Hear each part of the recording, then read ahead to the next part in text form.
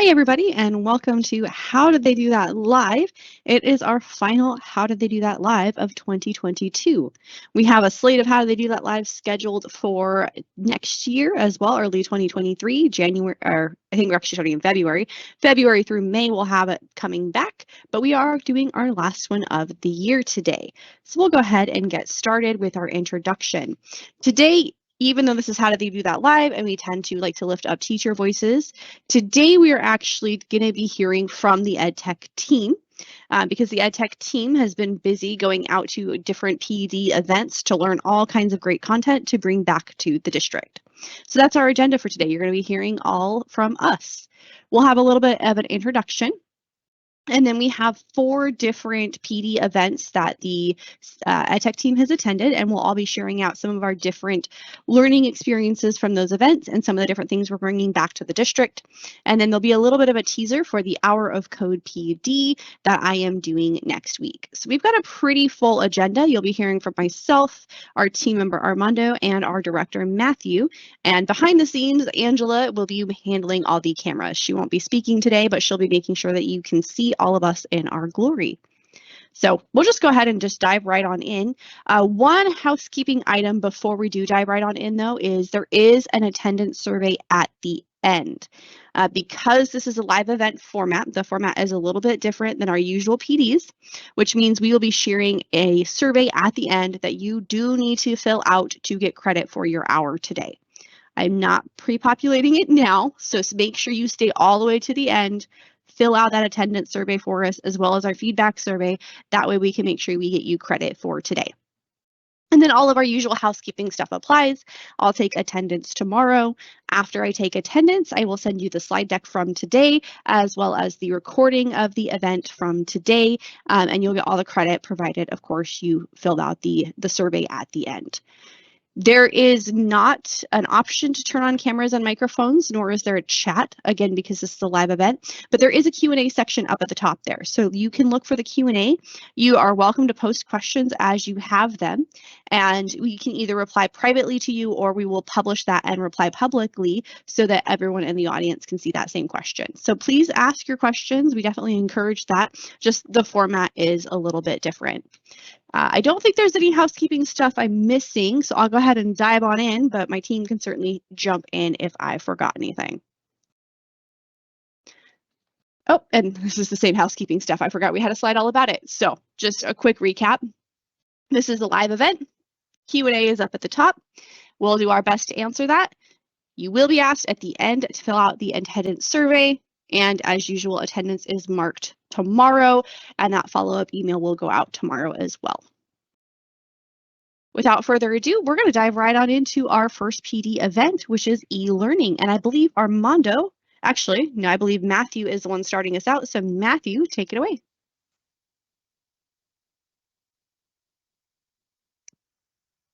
Thank you, Alexandra, for the warm welcome. The good reason why we have Alexandra MC these events. She does a wonderful job. So welcome, everybody. We are going to be talking about a couple of conferences our EdTech IETS team have went to this year. And as Alexandra just said, sharing back some of the good info. One of the conferences we went to was a learning summit, and it was all about e-learning. And e-learning are those asynchronous, self-paced training modules that you might be taking in the PD catalog. Behind the scenes, we create a lot of those in our EdTech IETS department and that are in the PD catalog. So we went to a great conference, learned some best practices, some new tips, even learned about some new updated software that we actually adopted after this conference. So I just want to remind you, e-learning is a great way for PD. So you can do the live PD like you're doing right now that we offer in the PD catalog, or there's e-learning modules or self-paced modules. And the nice thing about e-learning modules, it can have video, it can have quizzes and check for understanding. You can have simulations, which is you get to try and practice and try to use the technology app or tool, which is really neat. You can have games in it. You can have different interactive activities and elements within e-learning modules. So they are a really neat way to learn content as well. I want to remind you, we have quite a bit of e-learning self-paced courses already. So the PD catalog you get to at the MCS app portal, and on the main page of the PD catalog, there is a section called Find Courses by Tags. So you just look for that section heading, and you're going to see that all these different linked tags. And if you look for the section that says Special Section Info Tags, it's self-paced courses. If you click that, that will give you all the different self-paced courses in the PD catalog that you are eligible to take. This is a really great way, especially we have the winter break coming up, holidays coming up. If you're still earning your PD hours, we really recommend taking some of the self-paced courses if you haven't yet. So just a little bit behind the scenes, we don't talk much about this outside of our department, but some of the tools that we're using that we learn and try to master to create better e-learning content is we use different tools. Camtasia does a lot of helpful how-to videos that you see in our YouTube channel. We're using that tool. We're using Captivate to create e-learning modules. And because of this conference, we were able to move towards using a brand new product called Articulate 360. The really cool thing is you're going to start to see more self-paced trainings. You're going to see some newer, more modern layouts that are going to be coming to the PD catalog. And Articulate 360 is a industry #1 software for creating e-learning software. So if you go out and do e-learning outside of our district, it most likely is created with Articulate 360, and we will be too. But we're really excited. It's a little bit easier to create them. We can add more interactive elements, make them more fun. A couple of items that we learned is that I thought was really useful from the conference was storyboarding. And storyboarding is important, you know, if you're planning out any project, but also with e-learning, you can do visual storyboards or written storyboards. And these were really helpful workshops as we plan creating those e-learning modules. But I did want to share, storyboarding is just not unique to us with e-learning. I have a site here. We're going to share the slide deck out with y'all. But I have a website, and I'll put it in the chat. There's 7 different ways you can use storyboarding in your own classroom. And they're using a lot of the Google apps that we already have. So using helping students get ideas for them doing a writing essay. They can use Google Slides for their storyboarding. If you want them to help them learn about different careers that they might be interested in, they can storyboard that. Visioning and goal setting. There's some storyboards and templates for that as well. So I'll definitely share this link in our chat here, and we'll share out the presentation. But I just didn't want to keep storyboarding for e-learning. There's so many ways you can use storyboarding in the classroom as well. Also, we're creating e-learning with those tools that you just saw, but you can create some self-paced learning activities for your own students. Schoology allows us to create self-paced completing modules right within Schoology. And it is called the Student Completion Rules in Schoology. And I'm going to share a short video, it's about 3 minutes long, how you can create these.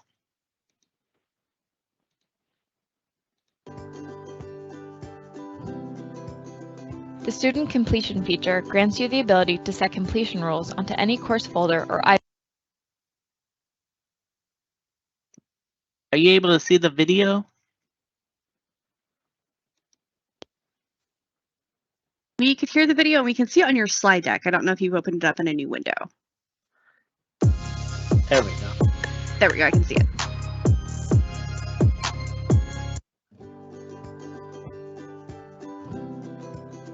The Student Completion feature grants you the ability to set completion rules onto any course folder or item within a folder. This allows students to move through a course at their own pace, giving each student the chance to learn at their own rate while still learning the same content. Instructors can track student progress throughout the term to better assess outcomes.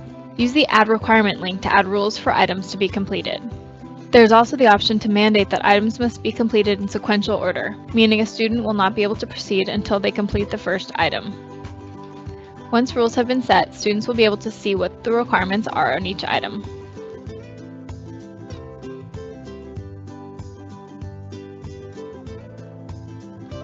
Once in a folder, you have the ability to set student completion rules for the materials within the folder.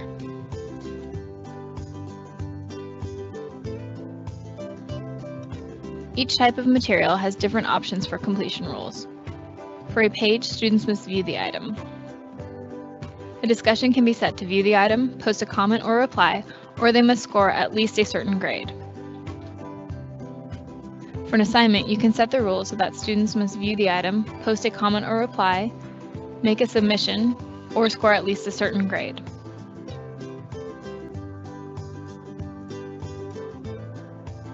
For a quiz, rules can be set so that students must view the item, post a comment or reply, make a submission, or score at least a certain grade. If materials are set to be completed in sequential order, students will not be able to access materials until they've completed the previous items. When student completion is turned on, students will see the rules set by you under each item. If the item has been completed, the check mark and text will be green to show the student her progress. For example, this student simply needed to view the page, and now that item is complete. She now must post a comment or reply to complete the rules for the discussion. This student sees that he has completed the first two items. His teacher did not require that the items must be completed in sequential order, so he can choose any item. He chooses to complete the assignment next. To turn in his assignment, he clicks Submit and has three choices of how to turn in the assignment through the Dropbox. Either upload a file, create content in the rich text editor, or import from resources. If the checkbox next to requirements must be completed in sequential order is checked, students will not be able to access items until they've completed the previous item. This student will unlock the discussion once she views the page on JD Salinger. Then she must post a comment or reply to the discussion before she can unlock the assignment.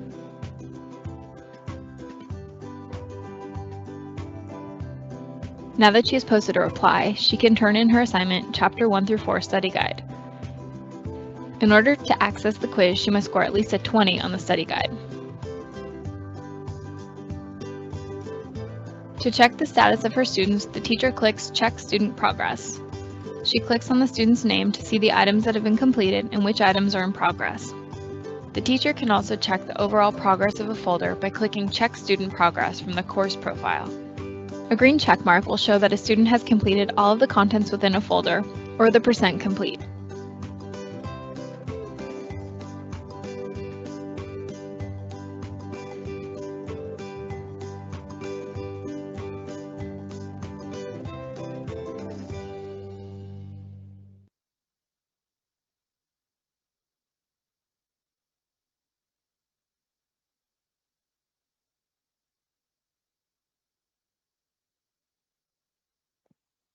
All right, and we have another conference that we were able to go to. It's Fall Q. Q used to be known as Computer Using Educators, but they go by Q now.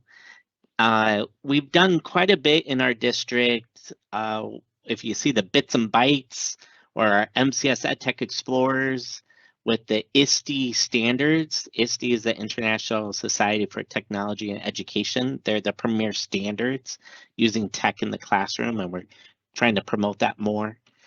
Well, Q is the California affiliate of ISTE. So Q is definitely meaningful and purposeful ways to use technology in the classroom. And they host affiliate meetings. So there is a Q in our Central Valley here. It's called Central Valley Q, CCQ. And it's something that you can join. And then they offer different after school events. And I think it's like 6 different counties are part of CCQ. So that's one area you can get involved if you're interested in ed tech in those areas. CUE, the organization, offers a fall and spring CUE conference. That's really good for us to go to and get updated and see what other schools are doing in California. So we're going to share some ideas from the fall CUE conference. And we have Armando up first.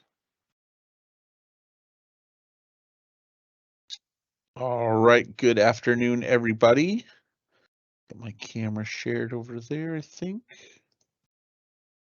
Let's see, oh, wait, hang on, let me get my screen back. Send that live. There we go, I got my screen. Angela, if you could switch my camera on there, that'd be great. So as Matthew said, we had the opportunity to attend Fall CUE. I believe it was in October, and it was a really, really great conference. A lot of different opportunities for learning different ways of making education effective and different strategies to use.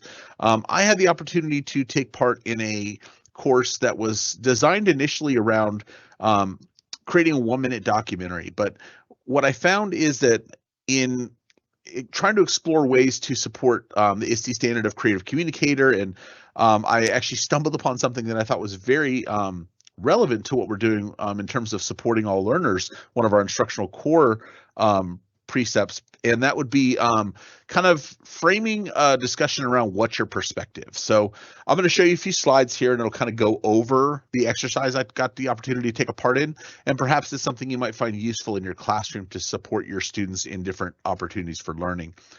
So what you see in front of you here, we were presented with 2 pictures, no information about those 2 pictures, and then given a prompt to tell the story of what we see in that picture. And as you can see on the slide here, perception is a very interesting thing. I'm sure all of you watching have your own ideas of what's happening in these pictures.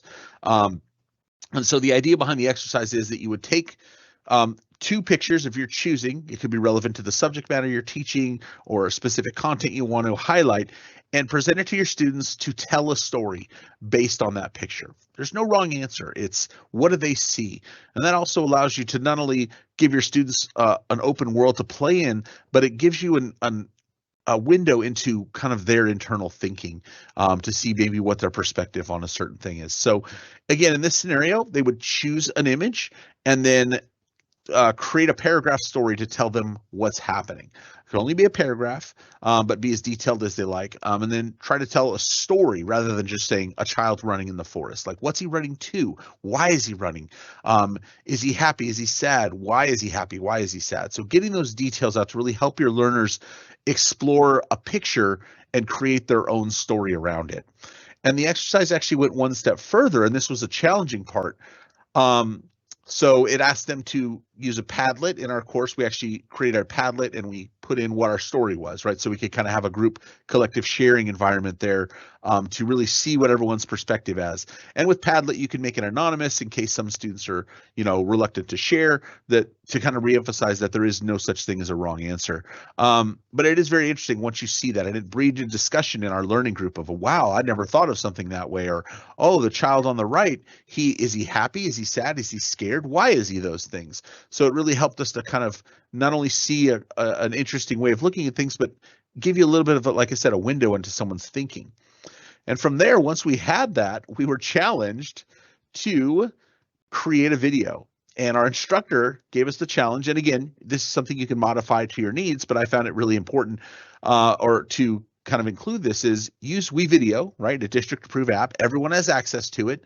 Create a story, and then you can give them parameters. So our class had parameters such as your story had to have a video clip. It had to have 2 images, a voiceover, and an audio track.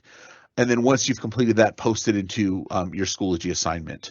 The one thing I found very important about this assignment was, out of all of, I think, 7 groups, he gave us 15 minutes to do this assignment.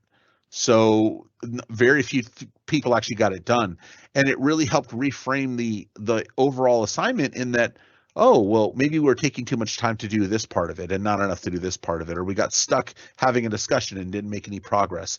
And the instructor, really great instructor, and I can't remember his name, I apologize.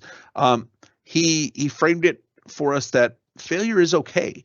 Failure is not the the measurement. The effort in this project is the measurement. So we want to give our students an opportunity to see a challenge and attack it, and kind of give them a opportunity to learn from that endeavor. So I thought that was a really great exercise that helped look at things from that. Again, what's your perspective of our learners? And it kind of gives us the idea of everybody can learn from a simple picture. So I just wanted to share that. I thought it was a very impactful lesson that I, as an adult, learned. And in the department here, I do a lot of video content, and so it even kind of helped me reframe what I was looking into. So I hope that helps in your class environments, and I hope to see some people using it.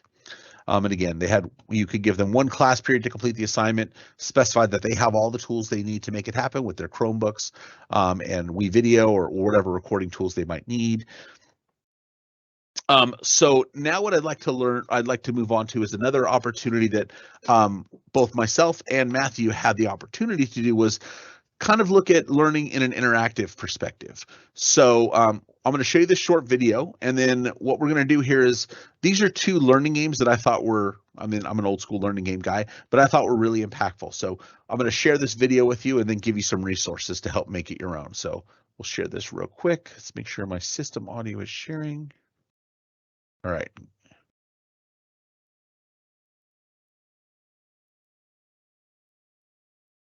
We cannot hear it. Okay, give me 1 second. I'm sorry about that. Let me stop sharing, and then I will reshare. There it is. Sorry, I missed the little lever. There we go. All right, should be sharing audio now. Let me know if it's not. Another activity that I use in my classroom is the game of Jeopardy. Everyone loves Jeopardy. The way we use it here is I use it as a pre-test. That way, when I introduce a skill, I can find out what they already know about the skill, just by some leading questions. We start with categories. For instance, here, I tied it into social studies. And our categories are presidents, Mississippi states, and natural resources. Now, this is an after extension activity. We have already covered all of these subjects in social studies. So what I wanted to do is, rather than before the test, give them paper and pencil to memorize or put things on note cards, which is something that we usually do, I opened it up as a game. And so what I did was I put the students in groups, and they actually play against each other. Instead of just 4 individuals, they actually play against each other. For example, a student would say, states for 100, and I will lift this up. And under here would be the question, famous for oranges. And they would respond, what is the state of Florida? And they would receive that 100 points. I don't actually use a timer. My students actually use the Jeopardy theme. So as they're running out of time, the whole class will just start, and they'll go, da na na na na na na, da na na na na. Na, na, na, na, na, na. And most of the time that brings out the competitive spirit. So we actually enjoy Jeopardy. We've used it for math. We've used it for reading. We've used it for science. They absolutely loved the solar system with Jeopardy. And here I tied it into social studies. I thought it was a great way to integrate literacy with social studies.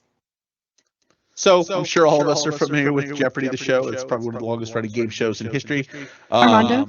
Yes. You got to stop sharing your computer audio now. You've got that echo happening again. Thank you. Give me 1 second. Sorry to interrupt you. No, it's fine. I lost the toggle, so let me reshare here.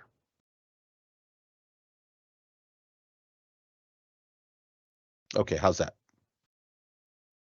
Much better, thank you. Okay, great. So sorry about that, folks. So as I was saying, everybody's familiar with Jeopardy. And the way this instructor did it, obviously it's pretty easy. Put paper on a board, but we live in a digital age. So why not make it a digital thing that we can do? So you'll be getting a copy of the slide deck, as my colleagues mentioned. And included in that, I've included a Slides Carnival download link that'll actually give you the ability to create your own Jeopardy game as a PowerPoint slide deck. And then you can share it in your classroom, have your students interact just like you would if it were a simple press board or a Post-it board. But obviously this is nicer because you can actually just copy and paste facts in that you want to focus on, a lot easier to reuse rather than have to write everything down. So why do I find Jeopardy an important tool? So I like that the instructor here and in my course that I took at Q referenced it not just a testing method, but a pre-knowledge check. Getting our kids getting the gauge of where they're at on a subject is actually very useful so that we know what we need to focus on. And again, it's always useful as a subject review as well. A good way to make learning interactive and a great opportunity for PBIS integration. Obviously, Jeopardy's money-based or point-based, but with the PBIS program, great opportunity to use another tool that we have in our district to help leverage learning in a positive environment and make learning fun for our students. The next one that I actually wanted to focus on was the old $10,000 pyramid. I hope I'm not dating myself by focusing on $10,000 pyramid, but it was one that I remember very poignantly as a child on those days I was sick from school watching game shows at home. So I'll show you this video real quick and then I'll talk a little bit more about it. And I'm going to have to switch off and share again so I can share system audio. Bear with me a moment. Oh, I think I missed it. I don't know why it's giving me all these issues today.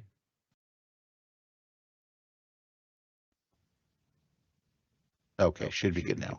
Here we go. $10,000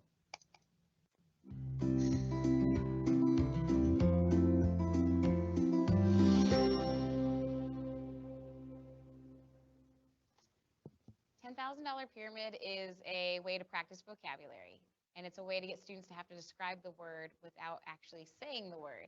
It can be extremely challenging for them because they have to truly understand what the word means and how to describe it to their partner. They get their role, they're either describing or they are guessing. They have to think of a creative way to hint at the word. They like that they can be loud and they can joke around with their neighbor a little bit, but they actually can't see their neighbor. They're back to back. They end up being a little bit more brave and bold and kind of take a risk in terms of describing their vocabulary words. And it's a way to truly get them engaged and think through how to break down this complicated concept into a simpler idea.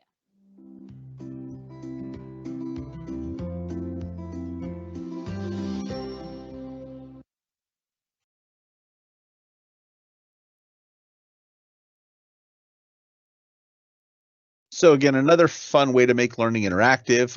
And again, one of the things I liked about this, again, as I stated before, sorry, got ahead of myself.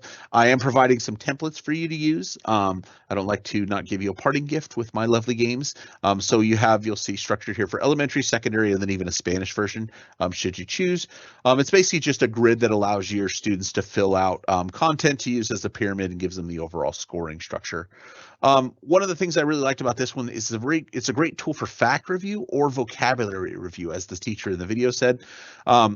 So it allows an easy way to review a term without having a lot of writing take place, more interactivity in the class, more one-to-one learning with each other. You can structure it as a peer-based activity or a classroom activity. So as in with the Jeopardy, you could team people up, make it a game in the class, broadcast it on the screen, and use it as an entire group activity. The really cool thing that our instructor highlighted for us is this is a great way to provide data. If he did it in a group setting, for you as an educator on topics that need to be revisited. So if you're talking about, I'm going to use the Jeopardy quote, the state that is well known for oranges, and nobody can get through that question, maybe that indicates that you need to highlight a little bit more about that topic, that fact for Florida.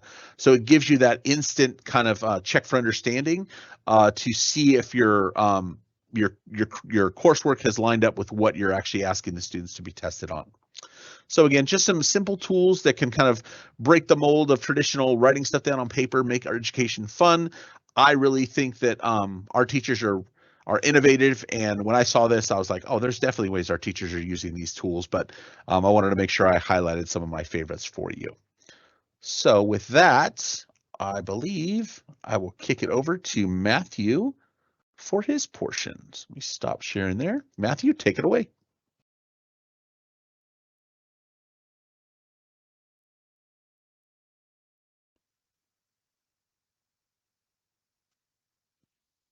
Thank you, Armando. And continuing with the gaming theme, at Fall Q, one of my favorite sessions was also about games, and it was about the mini game concept. So these are like brain breaks. These are things that you can do like 10 minutes or 15 minutes. And there's a learning and gamified element to it. So a mini game enhanced learning through play with elements of gamification and keeping the focus on. And I'm a big Star Wars fan, so I think another reason why I really liked this session was it was hosted by the Rebel Teacher Alliance and Jedi in the Classroom. How can you get better than that? So I definitely want to give them a shout out, and they have podcasts, and they're a fun group to listen to about education and ed tech and gamification. But the mini games, they did focus on, there was 3 things. They focused on a theme, so there was some kind of theme that was going on with the mini game. There is team and collaboration, and there's a specific task that you're trying to do within these mini games. So those 3 were definitely highlights of what a mini game was. A couple ideas that they shared out was a creative mini game, and you can use Legos or Play-Doh. And the idea is you set a timer, you have a build phase, and then there's a share out phase from the students. And this you could even do digitally. You could do a Canva. They can create a digital infographic as well. But this could be a way to share, information about book they're reading, maybe vocabulary, maybe idea that you're talking about in that curriculum or the classroom, a perspective on a certain character or history element that they could then share out their example of that. So I thought that was a really neat idea. It's a mini game. Another one, this one is just clothespins, is again, you would have, this is neat, the teams, you just create your teams in your classroom. Each team would create closed-ended review questions. And then each student would get 3 clothespins. And then you're mixing and matching, mixing all the questions that the students created. And each team is answering different teams' questions. But if they get them wrong, they're getting a clothespin taken away. So the team that keeps the most clothespins wins. And I like this idea too, because then it's amazing when students create the questions. Sometimes they're harder than what I would create in the classroom. And students learn from each other. So a student might understand a certain concept. And when they're creating those questions, they're kind of learning, oh, I missed that part. I didn't even know that part for the review. So they definitely learn from each other. One way you can do this digitally is GimKit. So GimKit, I love either in GimKit, you can do where you send it out to the students, they create the questions, you as a teacher approve them, and then you can play the GimKit game. That's another great way. And this is mostly the highlight of what they're doing with the mini games, the structure that you see here. Sometimes they use games off of the store shelves. What we played in this session, I thought was really neat. It was we had like 6 groups of 5 in this session. And in our group, we nominated one person that would go to the front of the classroom. And so each of the 6 teams had a official person went to the front. The teacher would hand us an envelope. We would go back to our tables, and in the envelope was a question that we had to answer as a group. So it might be, list 5 of this, or list 10 of this, or answer a certain question. And you can definitely align it to the curriculum and what the students are learning, or again, have the students create the questions. So we would work as a team to answer that question. We would then show the teacher the answer. The teacher let us roll a dice, just one dice, and it has Jenga wood pieces. And so if you rolled a 3, you got to pick up 3 pieces. So the task was, what team can build the tallest tower with the Jenga? But you had to answer the questions, get them right to get more Jenga pieces. And that was really fun. And it was about a 10-minute activity, and we learned a ton of good info. And again, these are fun brain breaks, and the students are still learning. So again, the concept, you're asking a question, you're having the students work in teams together for that correct answer as a whole group. Correct answer gets a chance at whatever that game element is. And then it's fun, they're fast paced. And I put a couple links here. We're going to share out the slide deck with you. There's a really great website for talking about gamification in the classroom. These were books that were suggested. I've definitely seen Teach Like a Pirate at different conferences as keynotes, and so that whole Play Like a Pirate, Explore Like a Pirate, the whole pirate themed books are really great for education and making the classroom a fun place to learn. Our next conference that we went to is all about esports. We went to NACAD, and just to share with you what is esports, and so I'll share about what is esports. I'll give you a little bit about what NACAD is, this conference we went to, and then what are we doing at Modesto City Schools for esports. So lots of great things to share here. So esports, it's short for electronic sports. It's a form of competitive video gaming.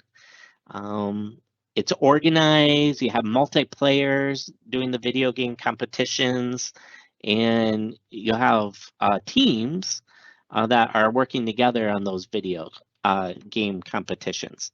So you might be 5 players versus 5 players playing a video game, and you have practices. Just like a traditional sport, you have practices, you have game matches, and you have tournaments, is what esports is. And NACAD is the National Association of Esports Coaches and Directors. And it's the premier professional organization for competitive esports coaches and directors at all levels, high school, clubs, college, universities. And that's what we saw there. We went down to Fresno. So Fresno has a really great, Fresno Unified Schools has a really great esports program that they're rolling out district-wide. And they hosted this NACAD event here in November. And definitely it was after-school programs, it was high schools, it was colleges, universities that were all there. There were different coaches and directors we got to meet. Alexandra and I went, and we learned tons of things, got some great contacts from this event. But if you haven't heard, you're gonna hear it now. We are rolling out esports at Modesto City Schools district-wide. So we're really excited. We have an esports lead coach at every high school, and we are working with ACES and Expanded Learning to start to roll out esports at elementary and middle schools. And we already have several of the high schools are up and going already. We even had a game match between Enox and Davis the week of Thanksgiving. And so we're this whole year is about getting it set up, getting the coaches trained, focusing on the game of esports and the players, and getting it rolled out this year. And elementary, just to share a little bit, elementary, we're going to be doing Nintendo Switches. We're going to be doing games like Smash Brothers, and we're calling it Esports Junior. And as you can see, the logo is very much themed with the Nintendo Switch. So in a moment, Alexandra Hancock will talk to us. She was very inspirational with the logos that you're going to see for our esports. So I thought that was a really nice touch with Esports Junior with the Nintendo Switch colors. On the logo that you see on the right is for our esports program, the competitive side that we're rolling out at high schools. And you're going to see that there's a theme of this model. Model is Modesto Esports League. And we are model players, model teamwork, and model champions in Modesto City Schools. We do have a esports website. You may have not seen yet. So on the district's website, if you scroll all the way to the bottom, there's esports highlighted, and you can click on it. And this will have all the great information. I'll put it in the chat here. This has great information about the esports program. It talks about what we're doing by each grade level, elementary, middle, and high school, and what games that we're playing. It talks about why are we doing esports, and a big reason is it's inclusive. So it doesn't have to have a certain physical attributes to be a part of esports. It's mostly reaching out to students that might not have been participating in any other activities at the school.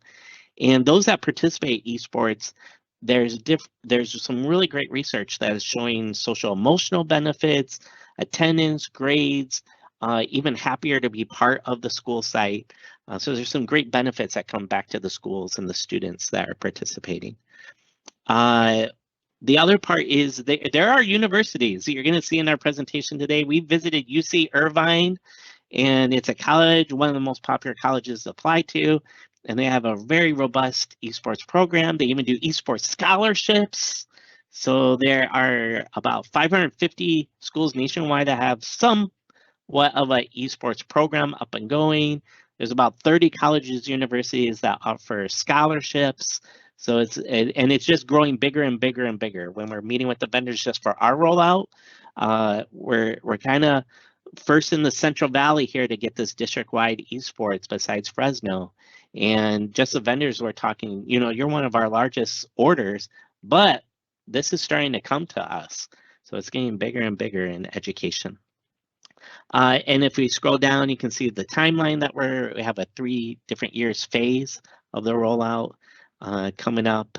And then at the very bottom, you can see all the different logos by school. So they're definitely themed for each school, following that model player Modesto Esports League theme. I think, Alexander, what do you think? We share the video Armando made? I say let's do it. That'll kind of feed right into my recruitment slide that's next. So yeah, I say let's see the video. All right. So this video was created by Armando, and I'm going to press play.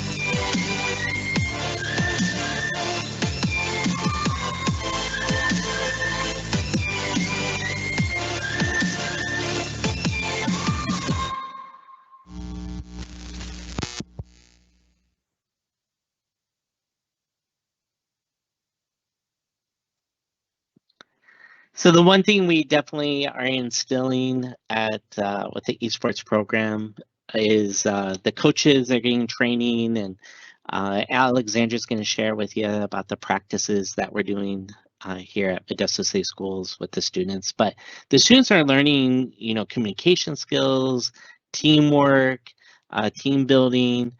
They have to work together to win the game matches and the tournaments. So it's definitely some really great soft skills that the students are learning. And then there's some really college and career skills that are part of this. So there's digital journalism, digital citizenship, there's conflict resolution, there's data analysis, broadcasting, streaming, shoutcasting, design, production, that's also involved with this. And the one neat thing is there's very few sports that allow both men and women, and this is definitely an activity that we're offering that everyone's welcome. It's very inclusive. Women, video gamers, the boys coming in, so it's very open and not just. I guess there's very few activities that allow that for within the sports, and then so I think this is just a really great program that we're able to offer and roll out this year. And with that said, Alexandra has been my partner in crime in doing esports here at Modesto City Schools. Alexandra, you're next. All right, I'll go ahead and share my screen.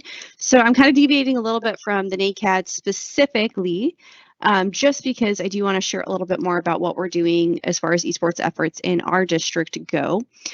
So a little bit, I want to talk about recruitment. So we've had to do recruitment on both sides. We've had to recruit our coaches, which I'm happy to report we have a full roster of coaches at the high schools, including Elliott.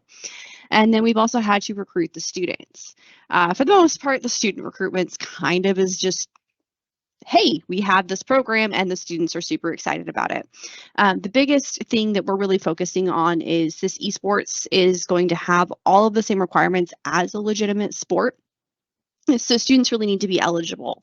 And so that's a big focus for our recruiting efforts right now is for those who aren't eligible, we definitely want the coaches to reach out and try and support them to get that eligibility up so that they could participate either next semester or next year. So we're hoping that that'll kind of have increases in attendance, increases in grades as students want to become eligible to play on an esports team. We started with League of Legends. This semester, we're rolling into Valorant and Rocket League next semester, which, as I understand, are far more popular games. So I'm excited to see our students working on their eligibility so that they can be a part of these teams. We've got some recruitment flyers that I've developed that kind of, you can see here the theming is really similar so that we have kind of a nice cohesive image as we get these posters rolled out to the school sites. We tied in the same colors with the videos just so students kind of are starting to see that visual branding and getting excited. As Matthew already mentioned, on the coaches side, we don't want this just to be the kids coming in and, playing video games for an hour. This is a growing industry and it is a competitive industry. And so we definitely want to make sure that we're providing our students the best spaces to practice and that they're actually getting something out of it. So kind of in support of that effort, we made sure that all of our esports coaches, they're getting a stipend for their time. So it's not like they're just doing it out of the goodness of their heart, although they are doing it out of the goodness of their heart as well. But they're also getting a stipend. And so one of the requirements for meeting that stipend was getting NACEF certification. It was a 6-hour course, and NACEF is a nationally known organization. They're the North American Scholastic Esports Federation, so they're nationally known. And so we had all of our coaches go through this 6-hour certification process. Myself and Matthew went through it as well, just to make sure that we were also having the same certifications. This course included a lot of different information that was really helpful for our coaches, including the current state of the esports industry, the roles and responsibilities that you would have on your team, how to build and roster a team, how to learn the game. That's a big piece of it, right? Because our coaches may or may not be gamers themselves, and they may or may not be familiar with the games that our students are playing. So how to learn the game and how to leverage the student expertise to improve the team overall. And then just to kind of reiterate, we don't want any toxicity. We don't want this to turn into any kind of, there sometimes can be kind of a negative affiliation with gamers, right? The gaming community is often called toxic, and we hear about all these horrible sexist and racist things that can come out of video games. And so we want to make sure that we are the good model players. We're definitely encouraging our coaches to enforce good sportsmanship all across the board. And we're encouraging that with our students as well. And if there's any sort of toxicity, you're out of the program. It's just like any other sport. You need to show up. You need to be a good player. You need to be an inclusive player. So that is definitely one piece that we really want to focus on, because we recognize that video games and esports is a very valuable opportunity for our students, but we want to make sure that it's a welcoming space for everybody and that nobody feels, because of some characteristic they can't control, that they shouldn't and can't be included. So we want to make sure that everybody is included and that there's no toxicity. Matthew also teased a little bit here about the practice agenda, and this kind of goes in hand with, again, we don't want them to just show up and play video games for an hour. That's not really meaningful. If you just show up and play basketball for an hour without any focus or coaching, you're probably not going to improve. And the same thing applies here. You're not going to improve your teamwork. You're not going to improve your skills if you don't kind of have that focused coach practice. And so we had each coach kind of come up with their own template of what a practice would look like. This is kind of a recommendation, and they built from there. But we definitely always want to start with some sort of mental and physical warm-up, because the whole body health is important. It's not just like keeping your hand ligaments loose and, making sure you don't get carpal tunnel. We also want to make sure that you're in a good mind frame and that you aren't subject to tilt, which is a super fun gamer word for somebody being angry and taking it out on their team. So there's different warm-ups that we want to do to get students in the right headspace, make sure their social emotional state is good, get them physically warmed up so they're taking care of their body. And then we encourage some sort of level up activity, and what that looks like will change throughout the season. Maybe it's a team building exercise. Maybe it's a video on demand review. So they review their plays just like you would in football or basketball. Maybe they watch a YouTube strategist and they learn new strategy that way. Or maybe it's just, hey, let's learn about getting good sleep and eating well. Again, it's kind of that focus on the whole player, whether it's the team building side of it, the physical and mental health side of it, or the actual skill development. We encourage some sort of activity to level up. Then we get to the actual game playing, right? We get the students on their teams. We let them get in and practice, because you do need to actually practice, hopefully with a focus on what you're working on, but you do need to practice. And then at the end of practice, we're going to do some sort of cool down, whether that's a physical stretch, a mental exercise to kind of, move from practice into the rest of your day. So that's kind of a rough agenda template of what these practices might look like. It's up to each coach kind of how they adapt this to their site, but this was provided to them as kind of a framework for them to build from. Because again, we want it to be meaningful practice that helps our student teams improve rather than just sit down and play a game. And with that, I'll go ahead and turn it back over to Matthew for some of the other things we received from NACAD. So Matthew, go ahead and take back over. Thank you, Alexandra. At the NACAD conference, really great organization that we got to meet, learn about, and this is definitely going to help us partner with them as we roll out esports here in Modesto City Schools, is COPE. And they are a coalition of parents in esports. It's a really neat organization. They help with the misconceptions on esports, benefits of esports, parent support, how to parent support a student that's in the esports program, and even helping parents, families, and students with the career and college readiness, and even applying for colleges and what scholarships are out there. So I think this is going to be a really great organization that we get to partner with, doing some outreach to parents in the community, what esports is all about. And one more thing with esports is was at the NACAD. We're going to talk about the site conference in a moment that we just attended, but it's all esports themed. At the site conference, we had an opportunity, Alexandra, myself, and our CTO, Russ Selkin, to visit UC Irvine. That's that top 3 school for applying to. It has an esports program. They do scholarships for esports, so it's really neat. So you're seeing a picture here on the left. That's their community gaming hub that they have, that students can come in during the day, during the evening, play games, during their breaks that they have in the lab. The artwork is amazing. It's all from the gaming publishers, but really great artwork that they have of the different games they play. On the right-hand side, you're seeing the competitive part of their esports arena or their esports room that they have. And that's 5 esports computers on one table, 5 esports computers on the other table, and that's the popular setup. Usually a setup for competitive, you have 2 teams, 5 versus 5. You might have like a team A and team B, but that 5 versus 5 player, that's very popular with most of the esports games, and that's how they set up the competitive part. So they pretty much do all their practices, game matches, tournaments right there online. Using that setup you're seeing. They only travel for the final tournament if they do make it.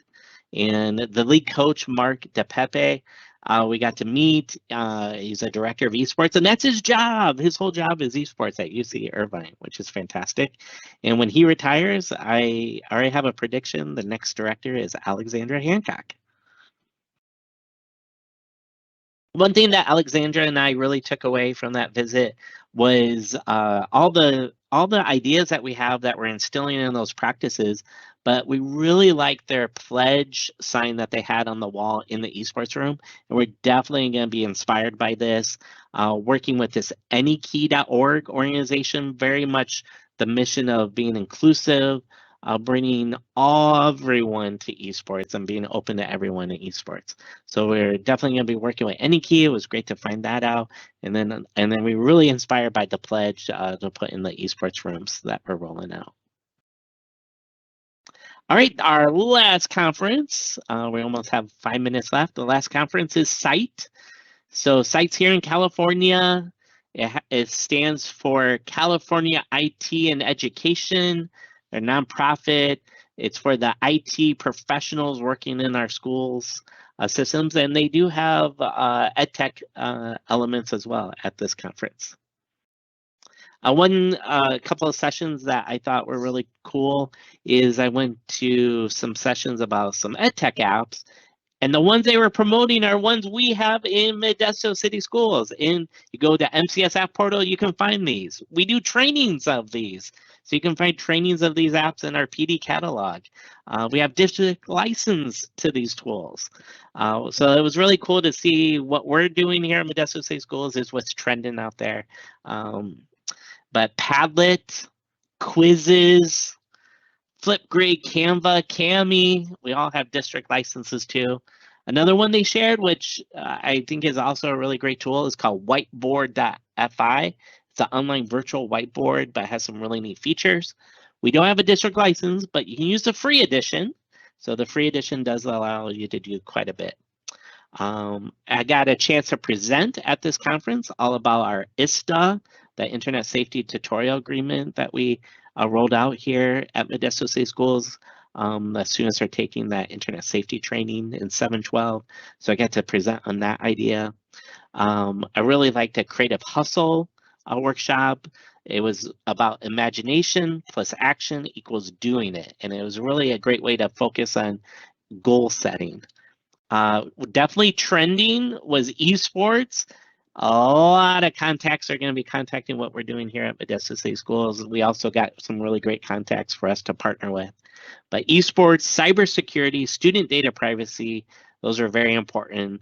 So we do student data privacy in our district, making sure any application students are using in the classroom that we have in compliance with the agreement of student data privacy the vendors holding up to.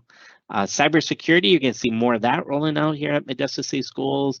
You're seeing some of the trainings and phishing information. We got MFA, multi-factor authentication, up and going. So some really good stuff.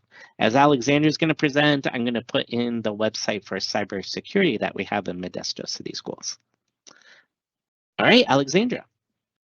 All right, I'll go ahead and take back over, and I'm going to round out our presentation. I recognize we have like 2 minutes. So let me actually share my screen. That would be good if it actually went to you guys. So at SITE, I just kind of threw in here some of the top sessions that I attended.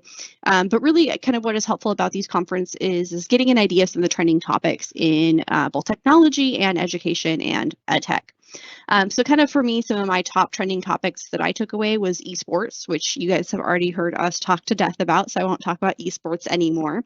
And digital equity is another big one as well. There were several sessions from state and federal governments all about digital equity and trying to ensure that we're reaching students and parents everywhere and making sure we empower them with the digital tools they need to succeed. So that's kind of a nice conversation to see happening.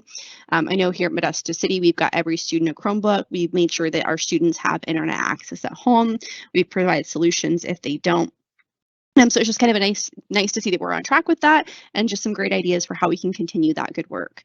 Data privacy has also been a big one. Student data privacy, there's a lot of laws around data privacy changing. And it's good to see that Modesto City, we're pretty on top of that. We have a great process for reviewing new applications as they come in to make sure we're making our legal obligations. So we're on a really good track. This definitely validated a lot of the work that we're doing, but it's nice to see that becoming a larger topic of conversation as well, because School districts are powerhouses of student and staff information, and we need to be doing everything we can to keep that data safe and private.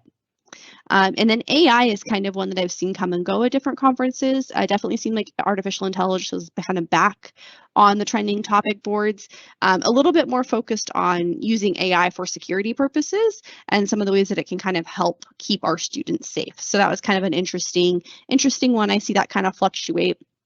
But I think we'll be seeing more and more AI in the IT space as far as keeping ourselves secure, keeping the students safe.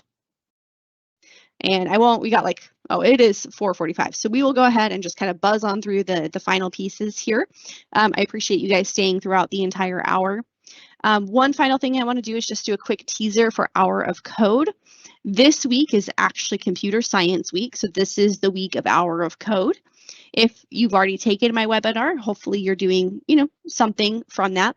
But if you have no idea what the heck I'm talking about, I am doing an Hour of Code workshop next Wednesday. It is in the PD catalog. It is not full yet. We don't have time to watch this video, but definitely feel free to review the video on your own time. But basically, an Hour of Code is a great way to take an hour of time to introduce learners of all ages and all skill levels to the joys of computer science. Whether you are a kindergartner or, you are retired, you can definitely join Hour of Code and learn a little bit more about computer science. So it's something that is approachable for everybody. And I encourage you to come check out the PD on December 14th to learn a little bit more. You'll get a little taste of some of the activities as well as some tools to bring that to your students. And yeah, you might miss Computer Science Week because it is this week, but hey, it's something that is accessible at any time. So come check that out if you are interested. And we're not going to watch that video, so I didn't want that to start. And with that, we will go ahead and call it an afternoon.